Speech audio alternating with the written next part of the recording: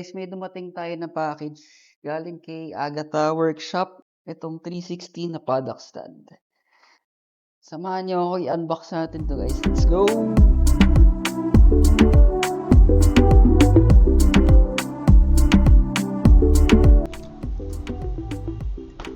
So guys, ito na siya.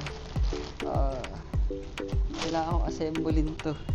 Bali guys, ang kasama niya may pang spool. Tsaka yung parang universal, yung kinakabit sa swing arm. Ito. Yun siya. Bali guys, ito siya lahat. Lahat ng parts. Ako mag-assemble.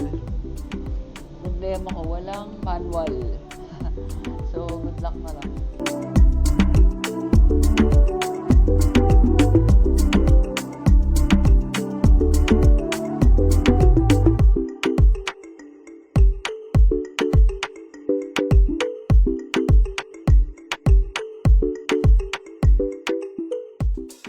Nakabit na natin yung tatlong gulong.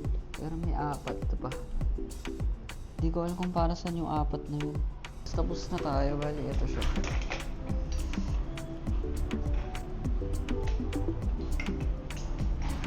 Ang nakakabit itong pang swing arm. Kasi wala pa akong spool. Ito. Pang spool to. So, ito muna. So, try na natin guys. I-adjust muna natin guys. Di pa sakto eh.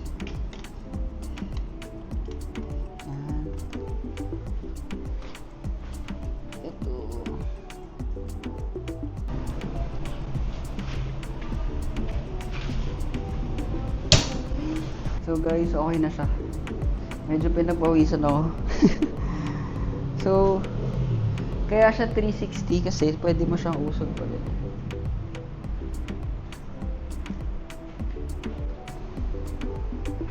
Diba? Kung gusto mo siya ayusin.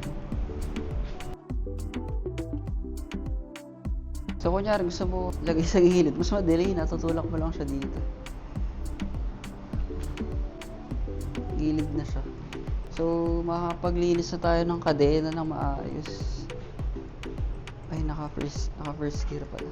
So, pwede na tayo maglinis ng kadena, guys. Ganyan lang.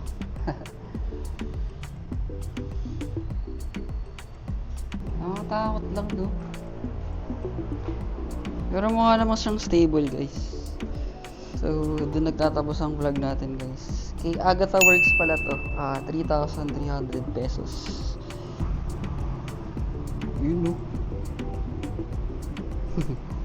Bye-bye.